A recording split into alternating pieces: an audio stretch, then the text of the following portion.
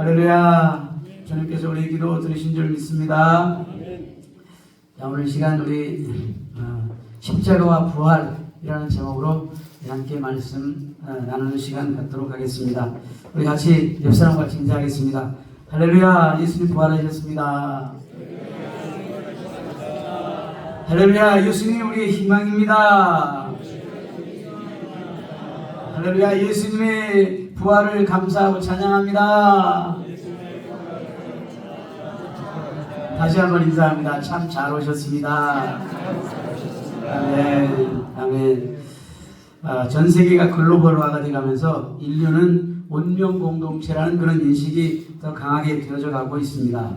그런데 이와 반대로 글로벌은 코로나19와 같은 팬데믹을 불러오는 재앙으로 이어지고 있습니다. 이는 비단 질병뿐만 아니라 정치, 경제, 사회, 문화, 군사, 교육, 군사, 행정, 문화 모든 인류사의 전반에 걸쳐서 일어나는 현상입니다. 글로벌은 전 세계를 가까운 지구촌 이웃으로 만들었지만 반대로 한 사람의 행동이 온 세계를 위험에 빠뜨리게 되는 위험성을 처리하기도 하고 또 한 지역의 작은 사건이 온 세상의 일들과 연결되어지는 나비 효과를 일으키는 것이 다반사가 되었습니다. 인류의 과학 문명이 발전하면서 세계는 좀 더 편안하고 안전하고 복되고 건강하고 희망찬 세상을 꿈꿔왔지만 오히려 세상은 점점 더 불안하고 절망적인 세상으로 변해가고 있습니다. 부활절을 맞이해서 예수님의 십자가 부활이 이런 절망의 상황 속에서 우리에게 어떤 희망을 제시하는지 성경을 통해 살펴보겠습니다. 첫째, 불안의 시대, 절망의 시대에서 살펴보겠습니다. 20세기 초에 들어서서 40년 사이에 두 차례의 세계대전과 스페인의 독감과 경제공황을 대공황을 겪고 서구와 공산권이 나누어서 수십 년간 대립하면서 핵무장과 냉전이 계속되었습니다. 그리고 그 이후로 1898년 독일의 베를린 장벽이 무너지면서 이제 냉전이 종식되고 인류는 보다 더 좋은 사회로 진보할 것이라고 그렇게 생각을 했지만 그러나 오히려 반대였습니다. 제임스 클라이어와 클레이튼 지레트가 쓴 이 옹호하고 싶지 않은 기술 만능주의라는 글에는 현대 기술 변화는 너무 빨라서 그 악영향이 드러날 때는 이미 회복이 불가능하고 또 너무 광범위해서 결과가 대참사급이다 이렇게 이야기를 했습니다. 현대 과학문명은 엄청난 속도로 발전하고 있지만 그와는 반대로 점점 전쟁의 위협은 증가하고 있고 의학은 발전하고 있다지만 바이러스 하나 잡지 못해서 지난 코로나를 통해서 3년 4개월간 전 세계가 코로나 바이러스로 6억 7,600만 명이나 감염이 되었고 688만 명이 죽는 이 팬데믹 상황이 이어지기도 했습니다. 과학, 의학, 교육이 발달하면 그만큼 사람들의 삶의 질이 더 좋아질 것이라고 생각하는데 그와 반대로 불만과 불안, 마약 남용과 절망, 인터넷 중독과 동성애 등 수없이 많은 문제들이 일어난 이유를 과학과 의학은 설명하지 못하고 있습니다. 이런 인간의 문제는 어디서부터 온 것일까요? 하나님은 인간을 가장 아름답게 창조하시고 인간에게 자연환경을 다스리고 지배하는 책임을 맡겼습니다. 이것을 문화명령이라고 합니다. 그리고 창조주 하나님과 인간 피조물과의 관계를 주님은 설정하셨습니다. 에덴 동산의 선악을 알게 하는 나무 실과는 하나님의 절대 주권을 상징하는 것으로 피조물인 우리 인간이 창조자 하나님의 명령에 순종하는 삶을 살아야 하는 것을 이야기를 했습니다. 그러나 인간은 사탄의 유혹에 빠져서 하나님께서 먹지 말라 하신 그 선악과 열매를 따먹고 죄를 범하게 되었습니다. 하나님의 절대 주권을 침해한 죄였습니다. 그 결과는 죽음이었습니다. 그러나 하나님은 우리 인간을 사랑하셨기 때문에 죄를 지어 죽을 수밖에 없었지만 우리 죄를 지은 그 순간에도 주님은 우리 인간을 사랑하시고 은혜를 베풀어 주셨습니다. 짐승의 가죽으로 옷을 지어 입혀 보호하시고 그리고 인류를 구원하시기 위해서 여자의 후손으로 예수 그리스도가 태어나실 것을 예언하셨습니다. 창세기 3장 15절에 내가 너로 여자와 원수가 되게 하고 내 후손도 여자의 후손과 원수가 되게 하리니 너라는 말은 이 사탄을 이야기합니다. 너로 원수가 되게 하리니 여자의 후손은 네 머리를 상하게 할 것이요 너는 그의 팔꿈치를 상하게 할 것이다. 여자의 후손은 바로 예수 그리스도를 상징하는 지입니다. 하나님이신 예수 그리스도는 때가 되매 이 땅에 육신의 옷을 입고 오셨습니다. 왕으로 통치하고 다스리기 위해서 오신 것이 아니라 우리를 섬기기 위해서 오셨습니다. 죄인된 우리를 섬기시기 위해서 오신 것입니다. 예수님의 십자가에서 죽으시기까지 우리를 섬기시고 사랑하시는 그 희생의 제물이 되셨습니다.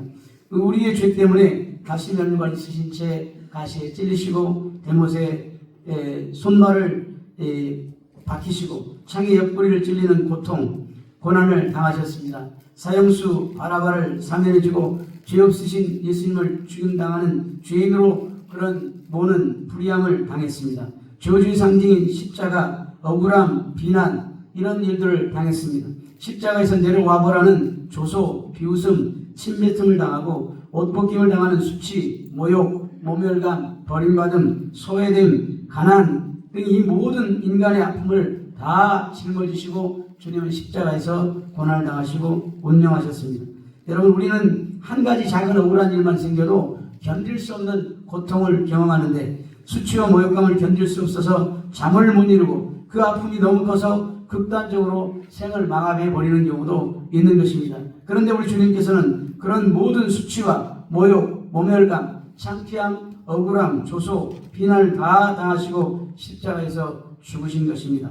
많은 사람들이 불안해하는 것이 이 죽음의 문제입니다. 이 죽음의 문제를 해결하기 위해서 종교나 철학, 과학, 의학으로 문제를 풀어보려고 우리 인간은 노력했지만 해결할 수 없었습니다. 왜일까요? 인간의 타락한 본성 때문인 것입니다.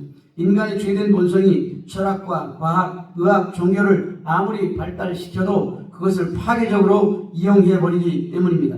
이 타락한 본성, 죄의 문제를 해결할 수 있는 방법은 오직 예수 그리스도를 영접하는 것뿐입니다.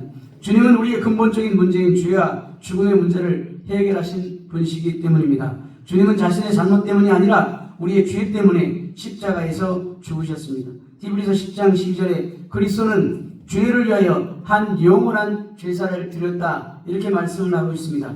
우리의 죄 때문에 예수 그리스도는 희생제물이 되셔서 그렇게 십자가에 돌아가신 것입니다. 고린도전서 1장에 십자가의 도가 멸망하는 자들에게는 미련한 것이요 구원받는 우리에게는 하나님의 능력이라 이렇게 말씀을 하고 있습니다. 예수님께서 능력이 많으시면 그냥 통치하고 다스리고 그럼 죄의 문제를 해결할 것이지 왜 예수님께서는 십자가 밖에 돌아가셨는가? 그러면서 십자가의 도가 멸망하는 자들에게는 미련한 것이다. 예수 십자가는 실패한 것이다. 예수님의 십자가에 죽으셨기 때문에 실패했다. 이렇게 하면서 미련한 것이라고 이야기합니다. 그러나 구원을 받는 우리에게는 하나님의 능력이 되는 것입니다. 그래서 이런 절망의 시대, 불안의 시대에 꼭 만나야 될 분, 바로 예수 그리스도인 것입니다.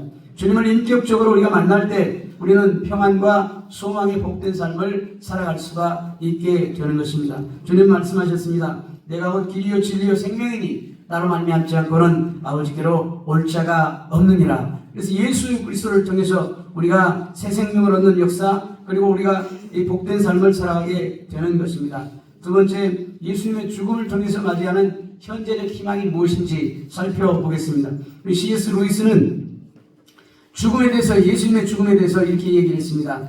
우리의 위대한 대장께서 세상의 삭막한 담장에 틈을 내셨다. 예수님은 우리와 하나님을 갈라놓는 난공불락의 장막에 구멍을 뚫으셨다. 이렇게 이야기를 했습니다. 예수님께서 엘리 엘리 라마 사박다니 라고 절규하시면서 이 십자가에 못 박혀 돌아가실 때 성전의 휘장이 위에서 아래로 찢겨졌습니다. 그 휘장은 지성소와 성소를 가르는 그런 이 휘장이었는데 그 휘장이 예수님께서 십자가에 못 박혀 돌아가실 때 위에서 아래로 찢겨진 것입니다. 이것은 하나님과 우리 사이에 막힌 담이 예수 그리스도를 위해서 무너졌다는 것입니다. 이 막힌 담이 무너졌다는 것은 우리의 삶의 모든 문제들이 해결되어졌다는 것입니다.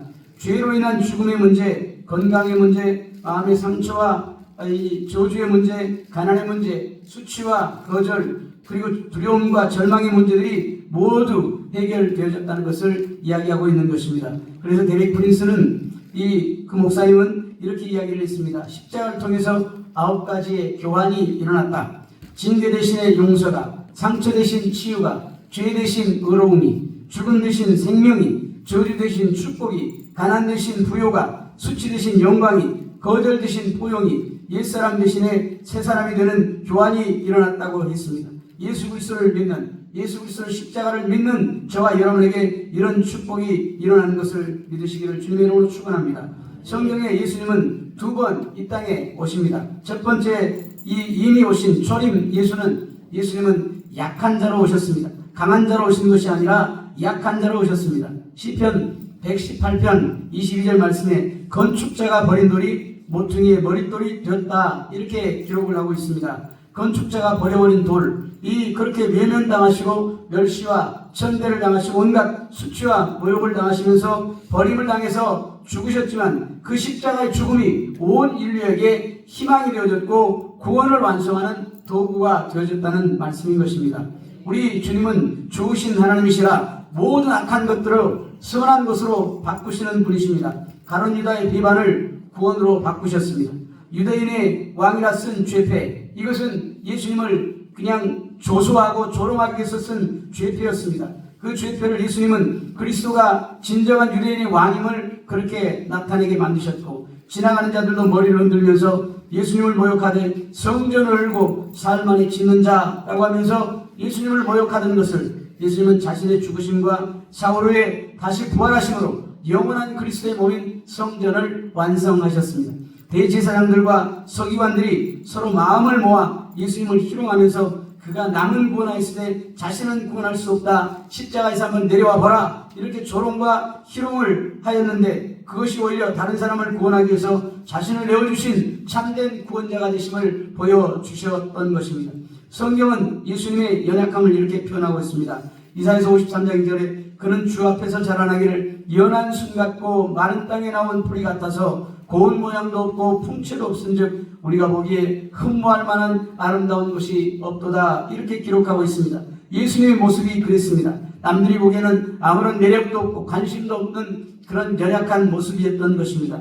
많은 사람들은 예수님은 십자가에 죽으셨기 때문에 실패한 것이라고 했습니다. 그러나 예수님의 그 연약함은 하나님 아버지의 구원의 계획을 완성하는 것이 되었습니다. 그리고 주님은 여전히 우리 연약한 모습을 통해서 일하신다는 사실을 우리가 기억하고 우리의 연약함을 오히려 감사하는 저와 여러분 되시기를 주님의 이름으로 축원합니다. 누구나 다 연약한 부분이 있습니다. 그것 때문에 사람들은 절망하고 실망하고 좌절하고 낙심합니다. 그러나 그 연약함이 주님을 우리 마음 가운데 모시는 그릇이 된다는 사실을 우리가 기억하고 우리가 이 주님께 감사하는 삶을 사시면 반드시 우리에게 하나님께서 우리 연약함을 사용해서 우리 하나님의 영광을 드러내는 역사가 있게 될 줄 믿습니다. 성경에서 우리는 깨어지기 쉬운 질그릇으로 그렇게 표현을 하고 있습니다. 고린도후서 4장 7절에 우리가 이 보배는 예수를 이야기합니다. 예수님을 이야기합니다. 이 보배를 질그릇에 가졌으니 우리는 깨어지기 쉬운 그런 육신은 깨어지기 쉬운 질그릇이라는 뜻입니다. 질그릇에 가졌으니 이는 심히 큰 능력은 하나님께 있고 우리에게 있지 아니함을 알게 하려 함이라. 우리가 사방으로 우겨싸임을 당하여도 쌓이지 아니하며 답답한 일을 당하여도 낙심하지 아니하며 박해를 받아도 버림받지 아니하며 거꾸로 뜨림을 당하여도 망하지 아니하고 우리가 항상 예수의 죽음을 몸에 짊어지면 예수의 생명이 또한 우리 몸에 나타나게 하려 함이라. 우리가 살아있는 자가 항상 예수를 위하여 죽음에 넘겨지면 예수의 생명이 또한 우리 죽을 육체에 나타나게 하려 함이라, 이렇게 기록하고 있습니다. 우리 하나님은 연약한 자를 돌보시고 죽은 자를 살리시며 낮은 자를 높이시고 없는 자를 있는 것 같이 부르시는 그런 하나님이십니다. 나의 나약함이 오히려 주님께 가까이 가는 지름길이 되어지고 주님의 영광을 드러내는 지름길이 되어지는 것을 믿으시고 우리 혹시 연약함이 우리 안에서 발견된다면 오히려 그것을 인해서 감사하는 저와 여러분 되시기를 주님의 이름으로 축원합니다. 성경을 보면 창세기와 그 이후에 기록된 시대의 여러 문화에는 두 가지 철칙이 있습니다. 하나는 여자의 가치를 미모와 다산으로 판단한다는 것입니다. 또 하나는 집안의 부동산과 재물을 거의 다 맏아들에게 주던 장자권의 법칙이라는 것입니다. 그런데 우리 하나님은 이 두 가지를 모두 다 뒤엎으셨습니다. 세상의 문화는 그 미모와 다산으로 이 평가를 하고 그리고 장자권의 법칙으로 장자들에게 모두 다 내어주는 그런 문화인 것입니다. 그러나 우리 하나님은 그렇지 않다는 것입니다. 하나님은 장자 대신 오히려 동생들을 높이셨습니다. 가인 대신 아벨을, 이스마엘 대신 이삭을, 에서 대신 야곱을, 르우벤 대신 요셉과 유다를 사용하셨고 므낫세 대신 에브라임을, 아론 대신 모세를 사용했습니다. 그리고 잘생긴 형들 대신에 다윗을 사용하셨습니다. 하나님께서는 쓰임받는 모든 이들은 동생이며 또 동시에 흠이 많은 인간들이었습니다. 야곱은 에서를 편애한 아버지에게 상처를 받아 엉큼한 그런 모래꾼이 되었고, 모세는 언어에 어눌함이 있는 그런 약함이 있었습니다. 다윗은 히카톤이라고 불리는 막내라고 불렸습니다. 이 다윗이라는 이름이 있는데도 불구하고 막내라고 이 무시를 당하면서 사무엘이 아버지 집을 방문할 때도 들에서 홀로 양을 치고 있던 존재감이 없는 그런 막내였습니다. 그러나 그들은 비록 인간적으로는 흠이 많았던 것이 사실이지만 모두가 하나님을 경외하는 사람들이었습니다. 여성 또한 당시 문화에 철칙을 뒤입으셔서 하나님께 사용하셨는데, 하갈 대신 사라를 사용하셨습니다. 레아 대신 라헬을 사용하셨고, 불임 여성 한나를 사용하셨습니다. 다말, 라합, 룻, 바세바 등은 당대의 아웃사이더들이었는데 이들이 예수님의 족보에 기록되는 그런 인사이더로 바뀌게 되었습니다. 성경에는 나중된 자가 먼저 되고 먼저 된 자가 나중되는 일이 이렇게 허다하게 일어나는 것입니다. 사람의 기준으로 축복을 받아야 될 사람이 뒤바뀌고 성공해야 할 사람이 뒤바뀌는 일이 허다하게 성경에 기록되어 있습니다. 하나님이 우리를 바라보는 그런 기준은 세상의 문화의 기준과 다른 것입니다. 하나님은 우리가 하나님을 경외한 사람인가 아닌가를 주님은 보시는 것입니다. 하나님의 은혜 안에 있는 사람인가 아닌가를 보십니다. 우리 사람은 외모를 보지만 우리 하나님은 마음의 중심을 보신다고 주님께서 말씀하신 것입니다. 외모나 학력 수준이나 지식 수준이나 세상 권력, 경험, 물질, 스펙이 하나님의 판단 기준이 아니라는 사실입니다. 십자가의 언약은 바로 그런 것입니다. 죄인도고 연약한 우리를 사랑하시는 하나님이십니다. 그래서 하나님 우리를 보시는 것은 우리가 정말로 하나님을 사랑하는가, 하나님을 경외하는 사람인가, 그것을 보고 하나님 우리를 사용하신다고 하는 사실입니다. 예수님의 죽음은 연약함이었습니다. 그런데 그 죽으심이 우리에게 현재적인 희망을 가져오게 된 것입니다. 죽음은 실패라고 생각하는 것이 우리의 사람의 생각에서 사람들은 절대로 죽으려고 하지 않습니다. 그래서 예수님의 죽으심은 실패로 끝났다고 하는 사람들이 많은 것입니다. 성경의 가치관은 세상의 가치관과 완전히 다른 방식으로 살아가도록 우리를 가르칩니다.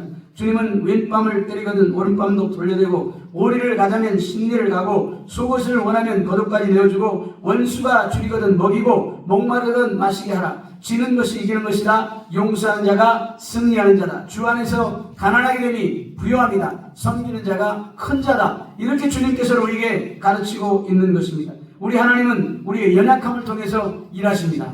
할렐루야. 우리의 강함을 통해서 일하시는 것이 아니라 우리의 연약함을 통해서 일하신다고 하는 사실입니다. 연약함은 패배주의가 아닙니다. 주님이 일하시도록 내 자신을 내어줄 수 있는 기회가 되어지는 것입니다. 나의 연약함, 질병, 말할 수 없는 아픔, 과거의 실패, 아무리 노력해도 안 되는 일들, 이런 것들이 나를 괴롭히고 있지는 않습니까? 이런 것이 우리를 힘들게 할 때, 그때가 주님을 의지할 때이고, 주님을 의지하면 반드시 하나님께서는 기적을 베푸시고 구원의 은혜를 베푸시는 것입니다. 그래서 예수님의 십자가의 죽으심, 그분의 연약하심을 닮아가는 저와 여러분이 되어서 우리가 주님께 쓰임받고 주님께 존귀 여김을 받고 그리고 하나님께 영광 돌리는 삶을 살아가시기를 주님의 이름으로 축원합니다. 예수님께서 십자가의 죽으심은 실패가 아니라 연약하게 되심으로 하나님의 구원 계획을 완성하신 것입니다. 이와 마찬가지 우리도 목적 없이 방황하는 삶을 사는 것이 아니라 주님께서 우리를 세상에 보내시고 십자가를 통해서 구원해 주신 뜻을 깨달아 알아서 이제는 단순히 이 땅에서 우리가 잘 먹고 잘 마시고 잘 살고 물질적인 풍요로움만을 누리고 사는 것을 원하는 것이 아니라 하나님께서 우리를 부르신 부르심에 따라 복음 전하는 삶을 살아가는 저와 여러분 되시기를 주님의 이름으로 축원합니다. 오늘 부활절을 맞이해서 저희가 드리는 우리 헌금의 일부도 그렇게 복음을 전하는 데 사용하게 될 것입니다. 주변에 소외되고 병들고 외로운 이웃들을 돌보는 일에 사용하게 될 것입니다. 하나님께서는 순복음 영락교회를 이렇게 아름답게 세워주시고 저와 여러분을 이곳에 불러주셔서 함께 예배하게 하셨는데 그 이유는 다름 아닌 주님의 뜻에 합당한 삶을 살도록 하기 위함인 것입니다. 주님의 뜻을 따라 살다 보면 고난이 닥치기도 하고 어려움도 올 것이지만 고난을 피하는 것이 아니라 십자가를 생각하며 고난을 감당해 갈 때 예수님의 그 고난을 생각하며 우리가 고난을 감당해 갈 때 우리는 성숙된 신앙인으로 성장하게 될 것이고 믿음으로 승리하는 복된 삶을 살게 될 줄 믿습니다. 세 번째, 우리 부활에 대해서 우리 다시 한번 생각해 보겠습니다. 부활, 죽음 너머의 영원한 소망을 가진 우리 부활이 없다면 우리가 어떻게 될까요? 오늘 본문에서 사도 바울은 강하게 부활이 없다고 하는 자들에 대해서 변증을 합니다. 왜냐하면 사도 바울은 이 부활하신 예수 그리스도를 만나고 인생이 변화되었기 때문입니다. 십자가에서 예수님께서 이 모든 것을 다 이루셨다 할지라도 부활하지 않았다면 십자가는 아무 의미가 없는 일이라고 그렇게 강변합니다. 십자가는 죽음으로 끝나는 것이기 때문입니다. 그래서 부활이 없다면 우리가 여전히 죄 가운데 있을 것이라고 사도 바울이 강조합니다. 오늘 본 말씀을 다시 한번 읽어보겠습니다. 만일 죽은 자의 부활이 없으면 그리스도도 다시 살아나지 못하셨으리라. 그리스도께서 만일 다시 살아나지 못하셨으면 우리가 전파하는 것도 헛것이요 또 너희 믿음도 헛것이며 우리가 하나님의 거짓 등으로 발견되리니 우리가 하나님의 그리스도를 다시 살리셨다고 증언하였습니다. 만일 죽은 자가 다시 살아나는 일이 없으면 하나님이 그리스도를 다시 살리지 아니하셨으리라. 만일 죽은 자가 다시 살아난 일이 없으면 그리스도도 다시 살아나신 일이 없었을 터이요 그리스도께서 다시 살아난 일이 없으면 너희 믿음도 헛되고 너희가 여전히 죄 가운데 있을 것이요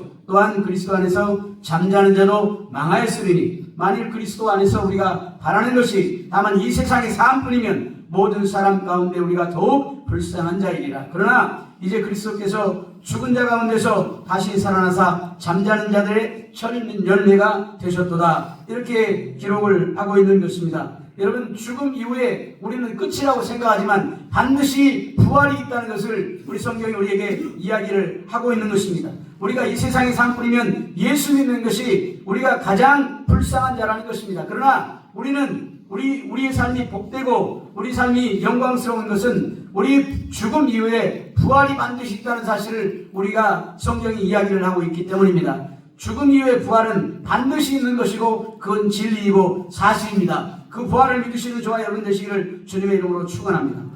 십자가의 죽음은 끝이 아니라 부활의 영광을 준비하는 과정이며 신앙인은 이 소망을 품고 살아야 되는 것입니다. 예수님의 죽음은 새로운 시작입니다. 십자가의 희생이 부활을 위한 과정이었습니다. 부활을 그래서 우리가 확신하며 살아가기를 주님의 이름으로 축원합니다. 사도 바울이 죽음아 너의 승리가 어디 있느냐 이렇게 외친 것처럼 부활 신앙이 단순한 약속이 아니라 우리 현재의 삶을 변화시키는 그런 능력이라는 것을 우리가 믿어야 되겠습니다. 우리가 부활에 대해서 아는 것과 부활을 믿는 것은 완전히 다른 것입니다. 우리가 하나님에 대해서 아는 것과 하나님을 아는 것, 하나님을 믿는 것은 완전히 다른 사실입니다. 부활을 우리가 지식으로만 믿는 것이 아니라 부활을 우리가 예배를 드리면서 기도하면서 말씀을 드리면서 인격적으로 주님을 만나서 우리가 부활의 주님을 우리가 인격적으로 만나고 그리고 우리의 삶이 변화되는 그런 역사가 있기를 주님의 이름으로 축원합니다.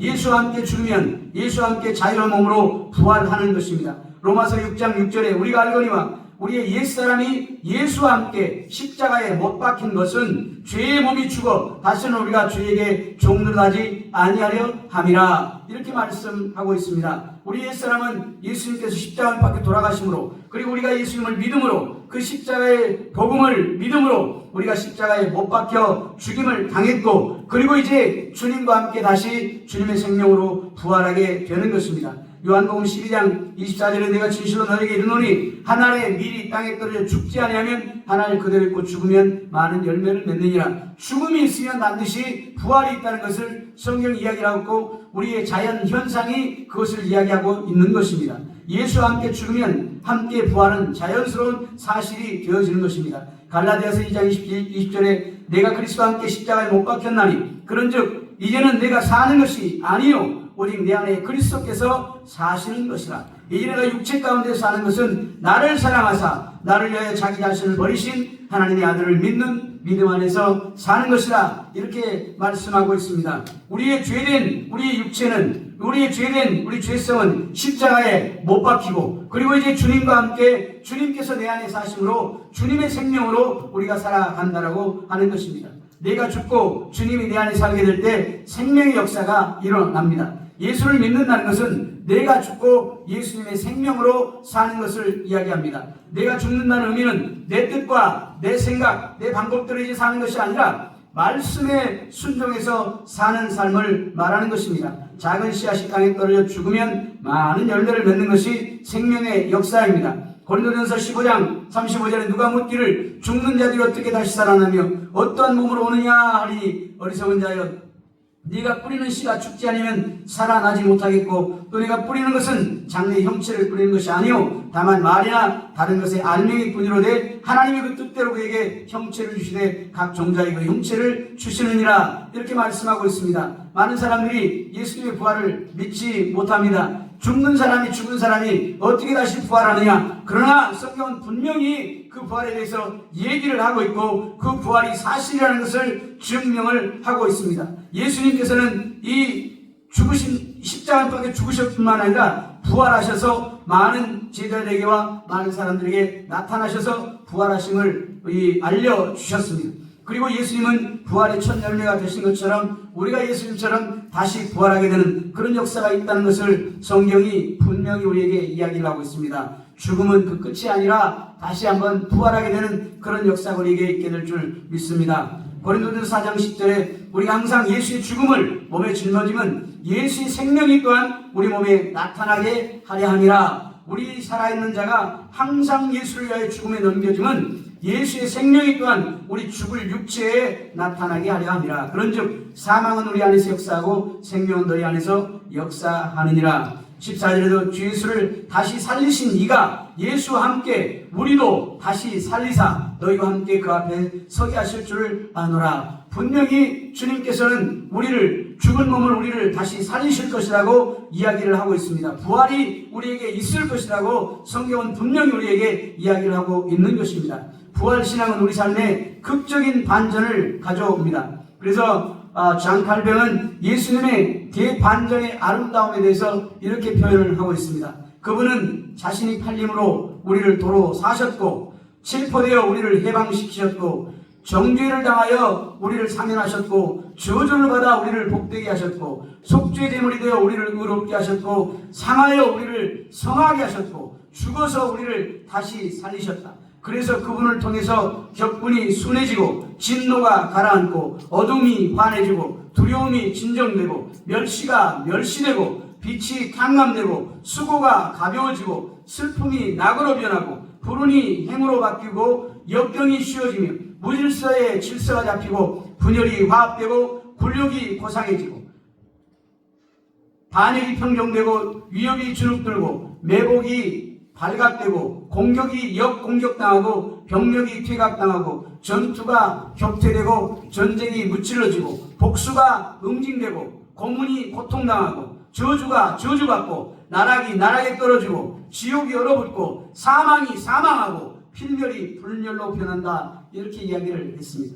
로마서 5장 3절에 다만 이뿐만 아니라 우리가 환난 중에도 즐거워하노니 이는 환난은 인내를 인내는 연단을 연단은 소망을 이루는 줄 알미라. 소망이 우리를 부끄럽게 하지 아니하면 우리에게 주신 성령으로 말미암아 하나님의 사랑이 우리의 부은 바 됨이니라. 이렇게 말씀하고 있습니다. 주님 우리 부활 소망을 가지게 될 때 우리가 인내하게 되고 그리고 소망을 갖고 살아가게 되는 것입니다. 환난이 와도 우리가 인내하게 되고 그 인내가 연단을 낳고 연단이 소망을 이루게 된다고 우리에게 말씀을 하고 있는 것입니다. 예수님의 부활은 단순한 지식이 아니라 인격적인 만남을 통해서 확증되어지는 것입니다. 막달라 마리아가 예수님을 만났고 도마가 의심 많은 도마가 예수님을 만났고 그리고 이 배신한 베드로가 예수님을 만나고 그리고 사울 같은 그렇게 예수님을 핍박한 자가 이 예수님을 만났을 때 부활하신 예수님을 인격적으로 경험했을 때 삶이 변화되어지고 예수의 생명으로 충만한 삶을 살았던 것처럼 우리도 부활하신 주님을 인격적으로 만나면 인생의 놀라운 변화를 경험하게 되고 복된 인생을 살게 되고 세상의 유혹에 흔들리지 않는 그런 인생을 살게 될 줄 믿습니다. 주님께서 죽은 지 나흘 된 나사렛 무덤 앞에서 울고 있는 마리아와 마르다에게 절망하고 있는 마리아와 마르다에게 말씀하셨습니다. 나는 부활이요 생명이니 나를 믿는 자는 죽어도 살겠고 무릇 살아서 나를 믿는 자는 영원히 죽지 아니하리라. 네가 이것을 믿느냐? 주님께서 이렇게 물으셨습니다. 여러분 부활을 믿으십니까? 부활을 믿으십니까? 주님이 부활하심을 믿으신 자에게는 하나님의 축복과 은혜가 넘치게 임할 줄 믿습니다.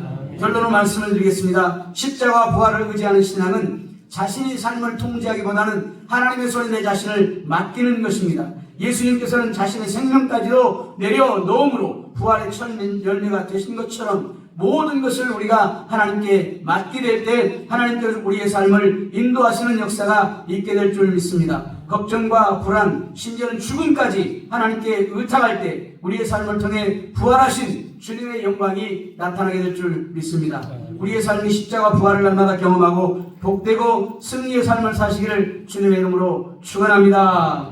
오늘 시간 말씀을 생각하면서 부활하신 주님을 감사하며 또 부활 신앙을 가지고 날마다 우리가 승리하는 삶을 살아갈 수 있도록 하나님 우리를 축복하여 주옵소서. 부활을 믿고 의지하며 나아갈 수 있도록 도와주시고 우리가 주님께 우리의 삶을 의탁하는 삶을 살아가도록 하나님 우리를 축복하여 주옵소서. 우리 같이 기도하겠습니다. 할렐루야 할렐루야. 좋으신 아버지 하나님, 주님 우리가 사랑을 감사합니다.